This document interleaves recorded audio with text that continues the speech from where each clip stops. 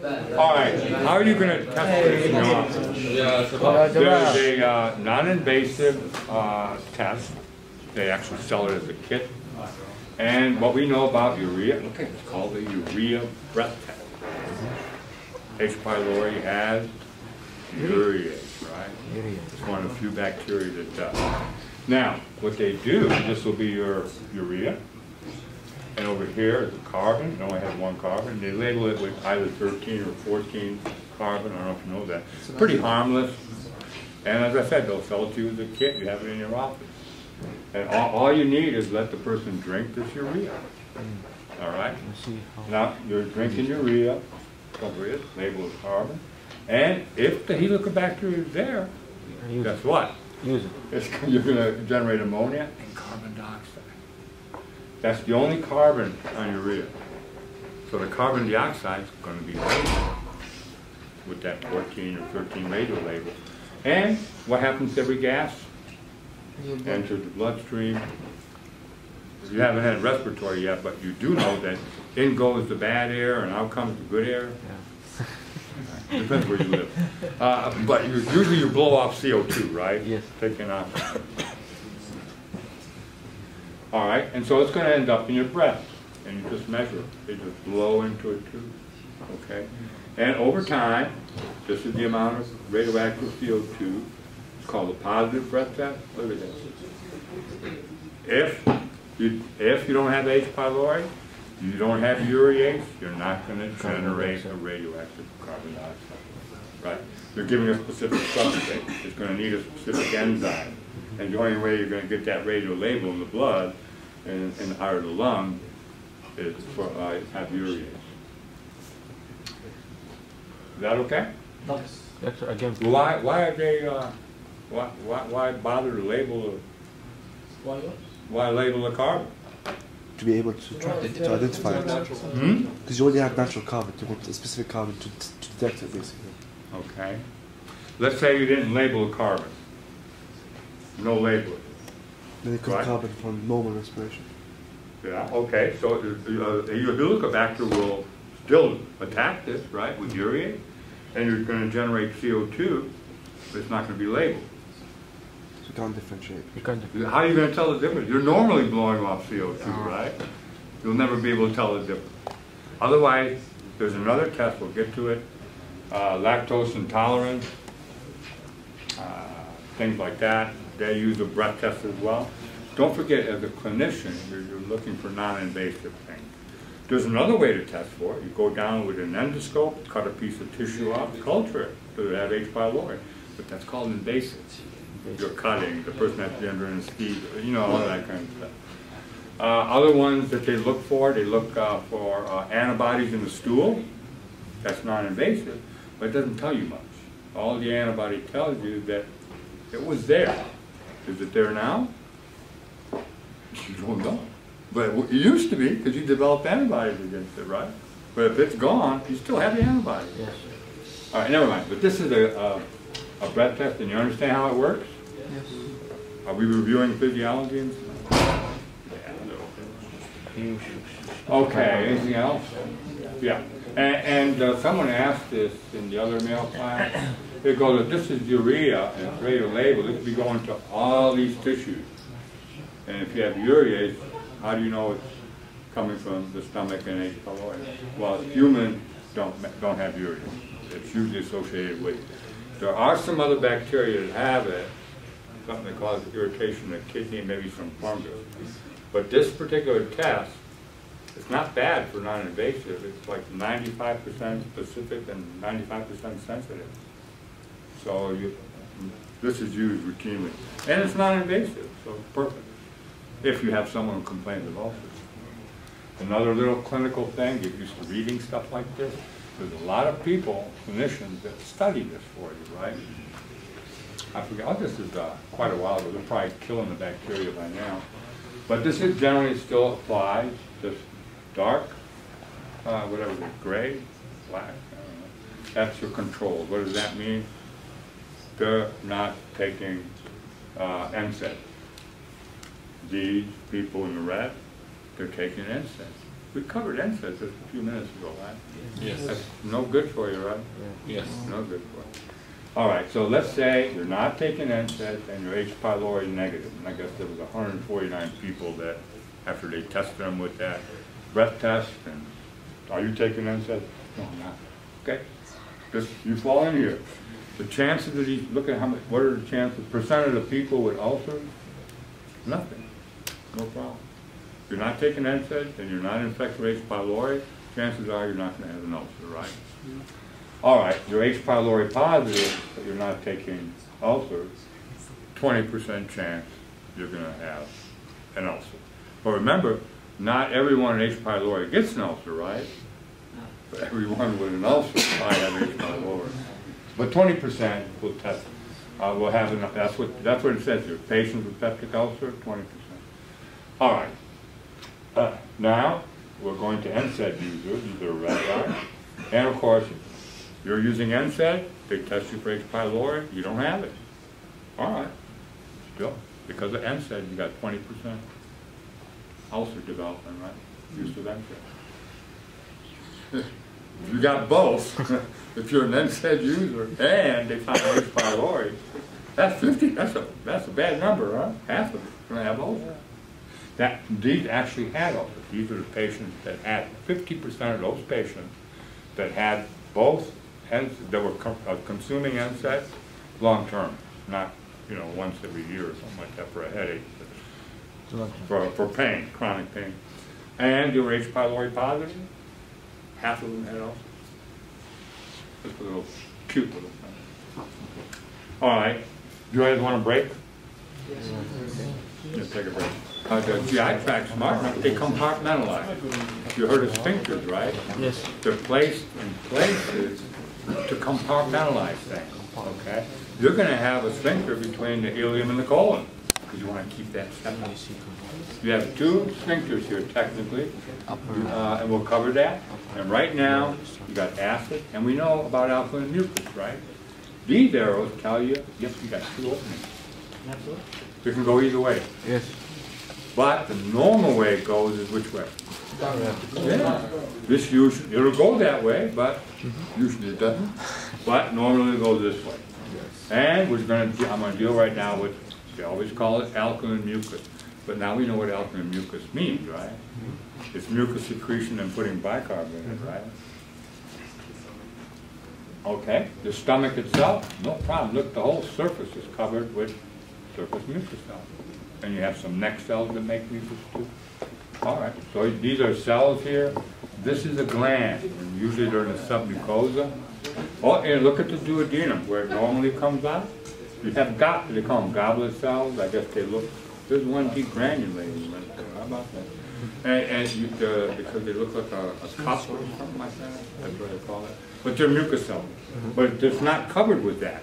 Why? Because the intestinal epithelium is not going to have endocrine cells. It's going to have absorptive cells. It's going to, the major job of the intestine is absorption. Yes. You get almost zero absorption in the stomach, right? Okay. Now the esophagus on the other end, whoops, it doesn't have any mucus secreting cells, right? It's stratified. You get histology here? It's stratified epithelium, right? They don't give you, there's a mucus cell. No. They don't have surface mucus cells, but they do have a gland. Now, don't quote me on this. I don't know if they mentioned that in histology or not. The fire probably had to cover that. But the gland, there's more of them towards the stomach than there is upper, in the upper part of the esophagus. Yeah. Which makes sense in a way. Did he say that? Actually? Yeah. Oh, good. Then I'm not making it up, right? Yeah. I can do that. And then I show you bicarb, but really it's a mucus. You don't just secrete bicarb, it's a mucus. As a matter of fact, it's called the submucosal mucus, esophageal gland. In the duodenum, not only do you have the goblet cell, you have something called Brunner's gland. You didn't cover the intestine yet, right? We did. It's the same kind of concept. You have Brunner's gland, it's going to make alkaline mucus. So you got a surface epithelium on the esophagus. The only defense you have is this, not much. That's why people are really worried about gastroesophageal reflux disease. That's how you get it. There's a very poor defense mechanism in the esophagus. Duodenum has this. Now what else does the duodenum have? If you haven't gotten this yet, you will. Pancreas, remember that? Yep, you're going to take care of it. You got a feedback system here for acid. Remember that? Somatostatin inhibits gastrin, you turn off the acid, right? That's your normal feedback. Now, if some acid gets through, which it could, then you release secretin from the duodenum, and it impacts on the pancreas, and from the duct cells, it makes bicarb, and you dump bicarb. The pancreas is cute because it can secrete a lot of bicarb, and guess what? As it's secreting bicarb, at the other end it's putting out acid. It doesn't have an acidic tide. Everything balances out, right? So at any rate, you get bicarb here. You know what bicarb is going to do? It's going to neutralize the acid. So the duodenum, the upper part of the small intestine, where that chyme first goes, you've got mucosal, goblet cells, you have submucosal mucus-producing glands, and you have the pancreas. Should it be acidic, you have the pancreas dumping bicarb in there. Perfect, right? Sphincters, two of them, LES, prevents this.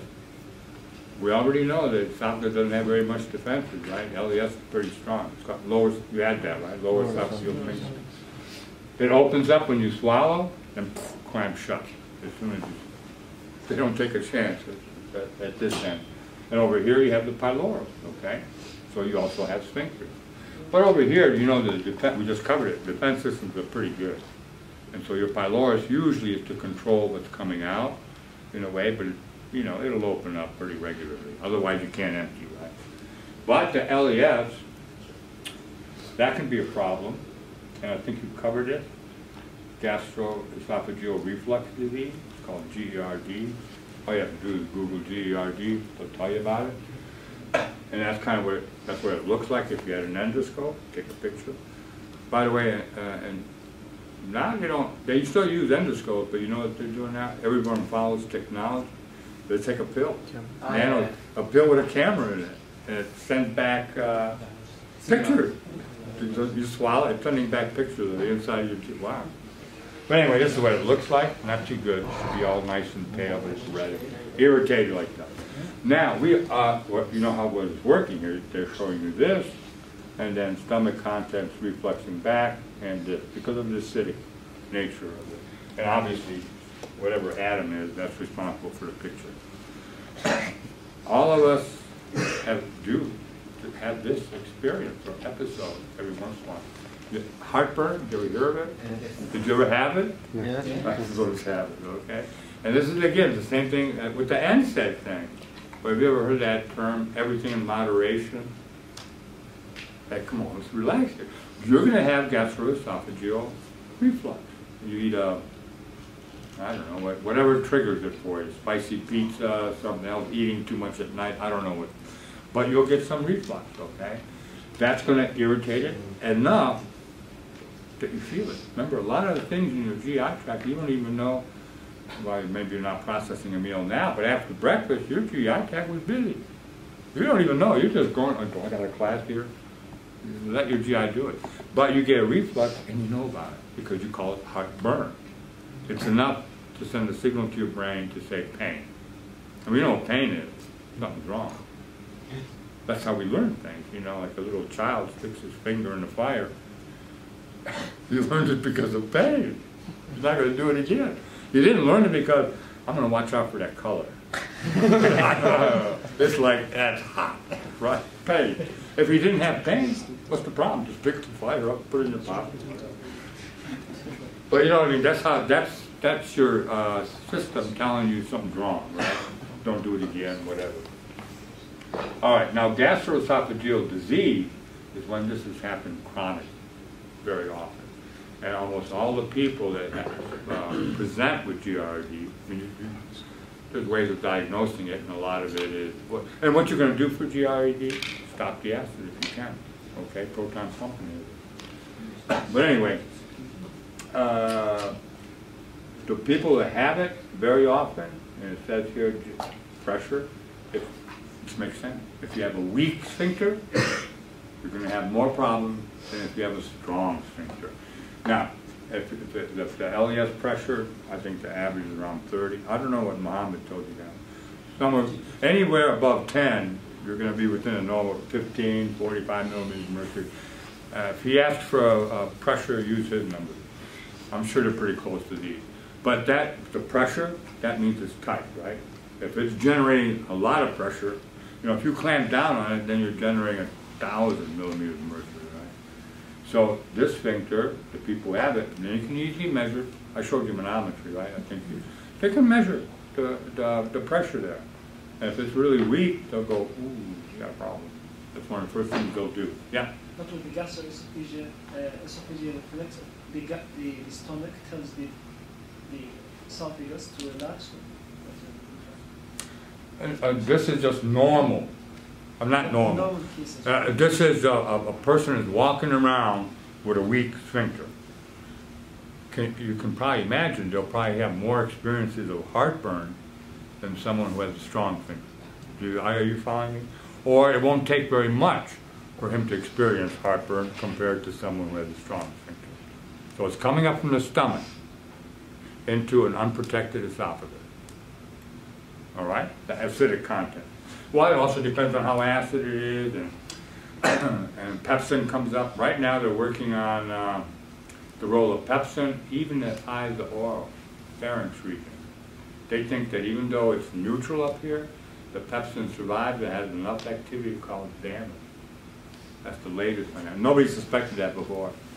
But they're working on that. That pepsin can still stay active at about 6, 7 pH. Is that okay? We've gone upwards instead of going downwards, right? Zollinger-Ellison syndrome, another little, let's have some fun with this real quick. So obviously, the physician's name was Zollinger and Ellison. I don't think they won a Nobel Prize, but it was really cute. Anyway, it deals with a gastrinoma. You know what an oma stands for? Tumor. A tumor, right? This particular tumor happens to secrete gastrin in a lot of it, right? That's why it's called a gastrinoma. You can have lipoma, basically VIP, or you name it. There's different kinds of oma. Okay? But in this case, it'll be mostly they find it in the pancreas. That's why they draw it here in the pancreas. Tumor in the pancreas. That's what it says, yeah. And look at here, nice little hole. That's an ulcer, right? That's what I call an ulcer. Now, usually gastrin is made in your G cell, right? You make gastrin, and you're controlling it. You have negative feedback, you know, you make more acid in the stomach, right? It's going to hit somatic D cells, remember those cells? Yeah. D cells, somatostatin. Then you're going to have the G cells making the acid, and you're turning things off, keeping some kind of steady state so it doesn't go way overboard. All right? But these are not, this is not, it's in the pancreas. It's just making gas. All right, what are the problems with this? I apologize for the bottom one, but I'd like for you to know it. You'll get it later. But you got this, secreting. And one of the things is, there it is, hyperacidity. Not just acidity, hyper. Right? This thing, that pancreas is making so much gastrin, you got so much acid, right? Going in here, that now what you have done is, usually the intestine, we'll get to that when we get to intestine, because of the pancreas, we just covered that, right? The goblet cells, everything else, in the duodenum, you quickly adjust the pH to near neutral. Why? All your enzymes in the pancreas have an optimum around 7 to 8. So you got to bring up the pH, otherwise the pancreatic enzymes don't work very well, right? Oh, this is an example for trypsin. We'll get to that enzyme part when we get to the intestine. I think Mohammed will talk about the pancreas as well. I don't know whether he mentioned pH optimum or not. But for our purposes, I'm using an example. What's going to happen here is these enzymes are not going to be effective if it's hyperacidic, right? These enzymes won't work very well. Pepsin will continue to work. Usually it's knocked out when the pH is adjusted, right? Its activity is. But if you've got a hyperacidity, you've got pepsin working here, so you've got all you need to create an ulcer, right? That's the first part. Increased pepsin activity, mucosal damage. So far so good? Now here's the harder part, is you decrease pancreatic enzyme activity because of the pH, right? Based on the pH optimum. One of the sensitive ones is lipase. And it's not so much, lipase is more sensitive to degradation, but it's the one, lipase is, as the name implies, lipid, lipase, right? So you're not going to be able to hydrolyze triglycerides. They're not going to be able to digest the lipid. So far so good? Yeah. Now, if you can't digest it, guess what happens? Gets in the stool. Stool. You pass it in your stool, right? So now you have lipids in your stool. That's called steatorrhea. Steatorrhea is associated, is the most foul-smelling stool you're ever going to have. If you have steatorrhea, you'll be going to a physician yourself because you'll go, man, that smells bad. I'm being serious. And if you don't go yourself, whoever's in the room with you, your wife or your friend, they're going to send you to the physician, okay? There's something wrong with you, buddy. It's that, they call it malodorous. Mal meaning bad or whatever. But why do we bring it up? Because like anything, oh, a lot of mucus coming out of my nose. We can laugh about it, but that's a diagnosis. Hey, you got something wrong. Mucus shouldn't be dripping out of your nose. You've got the flu or whatever. You understand what I'm saying? It's the same thing with this. You have a problem with protein digestion, goes into your stool. It's not going to smell. You're not even going to know it. You probably won't even go into nitrogen balance unless you get malnutrition. Then you're skinny and all that. Carbohydrates, the same thing. As a matter of fact, your bacteria take care of a lot of your carbohydrates. We'll get to that. But, yeah. I'll mention it maybe later. Okay. Let's deal with this. And the reason I'm bringing up steatorrhea, every time you're going to have you may not have watery diarrhea, but if you get diarrhea, it's a trigger for you. It's a symptom, right? Just like anything else. So, okay, you may not, you'll laugh at the fact that it's a smelly stool, but somebody comes to you and goes, I got heartburn, it's the same thing. There's something signaling you that something's wrong. Okay, whether it's smell, taste, sight, you know, you as a physician, you're going to use every tool you can. Okay, you test urine, right? Take fecal samples. Why? You're trying to find out what's wrong with these people. Is that okay? Low lipase activity level. How do you test for that? It's called a secretin provocation test. Did we have this slide before? Yes. Yeah, we know this slide, right? That's why I said it's a review. All right, so what do we got here? We know we can make acid, and there's two places where there's a negative feedback. One is you make an acid. Whoa. What did that cell do? D cell. Somatostatin does what? G cell. It inhibits. Gastric. We're reviewing again. Inhibits the G cell from making gastric, so you don't have this production of acid, right? So as you're making acid, a certain amount of acid you want, but it prevents hyperacidity. It's called, you've had feedback loops, right? Yeah, you know what they are, right? Now, let's say some escapes this, which it could. It gets down here, and I think we talked about this. It releases secretin from the small intestine. Secretin goes up into the pancreas. The ductal system of the pancreas secretes bicarb, puts it into the duodenum, another feedback loop, right, from the intestine. Double protection, if you will. Is that okay with you guys? Yes. So now they inject secretin, and they're looking for levels of gastrin, and they're measuring gastric acid and all that. So what's going to happen? You inject secretin. Huh?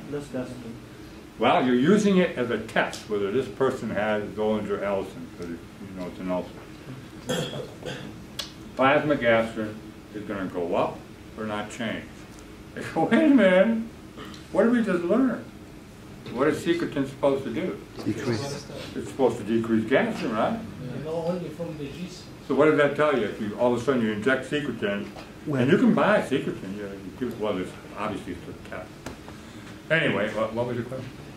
I didn't have a question. I said it's just decreasing of suppressing the G cells, not It has, yeah, secretin has to affect the D cells, correct. So what's going on? no, I mean the D then affect the G cells, not the tumor. The tumor is not from the G. Did you hear that? That's pretty good, right? That makes sense to me, too. That's exactly what's going on. You're outside the feedback loop. That's what's written down here. You're outside of this loop. That tumor does not have G cells. This is making gastrin because it's a tumor, okay? And so you can't stop the acid. And if anything, gastrin's going to remain high. You haven't affected the tumor. You may be fooling around with the loop, but it doesn't. So when they first found it, that it was out of the feedback loop, this guy Zollinger and Ellison, they go, wait a minute, this has nothing to do with the stomach.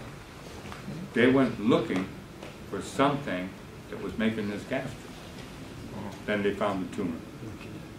So now they try to take it out if you have it, right? But they didn't know there was a tumor there. All they were doing was being, I guess you'd call them physiologists or whatever. They were just going, inject secretin, let's stop this thing. And they couldn't stop the gastrin from going up and they couldn't stop the hyperacidity. So all they said, it doesn't take much to figure out, but it does in a way, because maybe I wouldn't have noticed that or I wouldn't have thought about it. You've got to be outside the feedback loop. So they went looking for what's doing this. It turned out to be a tumor. Zollinger, and most of these people will have ulcers, they'll have steatorrhea, they can't absorb lipids, it ends up in their stool. So this is from Guyton, and I think we've covered all of this. High acid, irritation, poor blood supply, mucus, infection H. pylori. Anyway, these are the sites of don't worry about this so much. This usually happens because of surgery. They're trying to do some stomach surgery and hook the tumor. We don't have to know that. So I'll block it out if you want. But look where most of your ulcers happen. The stomach's okay for protection, right? The weak points, right, where you're not making all, you don't have the descent, and a lot more down over here. All right? So most of your ulcers are going to be duodenal in nature. Now, this person is complaining. You can do a lot of tests, fecal factor, but you want to locate the ulcer, you want to know where it is. The only way you're going to be able to do that is go take a look. Is that right?